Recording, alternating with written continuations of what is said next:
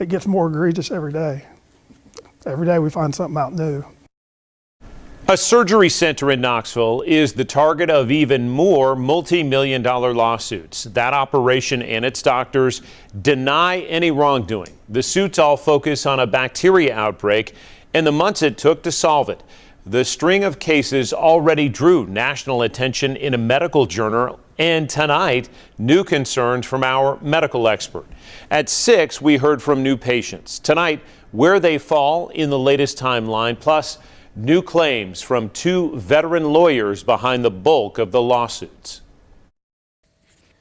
So this is part of that 22 inches that were cut out of my back to be moved over here. After first exposing a health threat months ago in our investigation of a surgical center in Knoxville, 2 patients doubled to 4. And our new reporting finds Parkwest Surgery Center faces at least 8 multi-million-dollar lawsuits.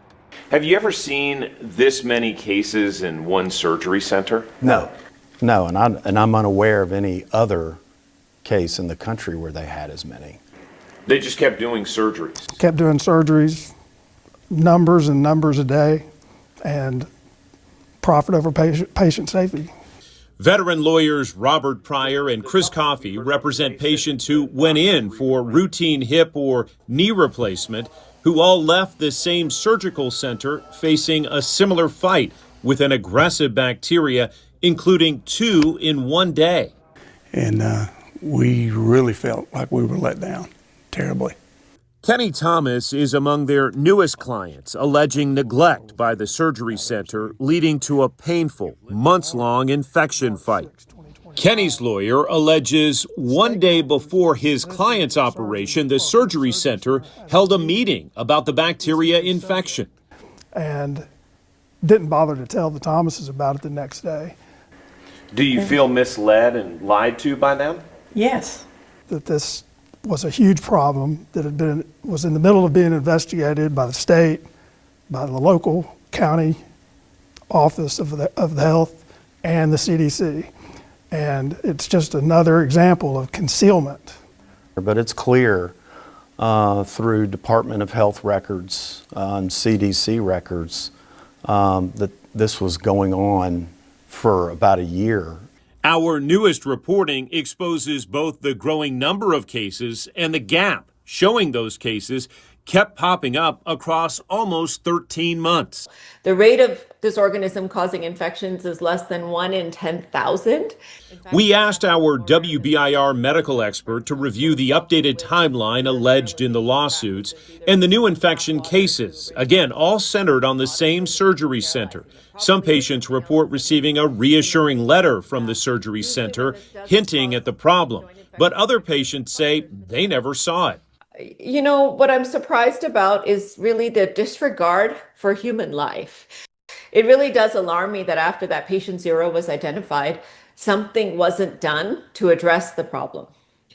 What does it say to you that we're seeing the first case at least a year before the last case? So really what should have happened is they should have stopped right away, immediately shut down operations. Well, they were doing up to 8 a day, 3 days a week, each surgeon with 5 ORs running at the same time. Upwards of 100 surgeries a month, according to lawyers, citing financial gain as a motivation in multiple lawsuits. It's a knee and hip factory. Yes.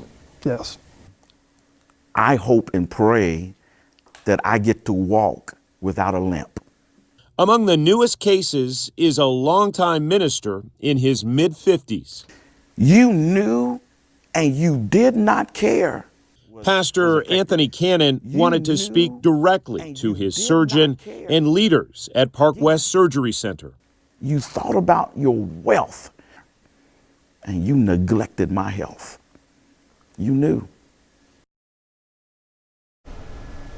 Again, doctors and the surgery center deny any wrongdoing. Also worth noting, state investigators looked into the bacteria concerns almost a year after the first case we reported. The state found the surgery center failed to establish infection control issues related to infection prevention. But in a follow-up visit a couple of months later, the state then found the surgery center in substantial compliance. The targets of the lawsuit sent us a new response this week saying in part, at no time did any physician prioritize financial gain over patient safety. In court responses, lawyers for the defendants write, it is specifically denied that these defendants were negligent as alleged. It is further denied that these defendants caused any injury. You can read the new statements in full at WBIR.com. Legal experts tell us it may take months or years to see these cases move forward in court. I just heard today from one of those patients who went in for one surgery and is set to face surgery number 5 in February.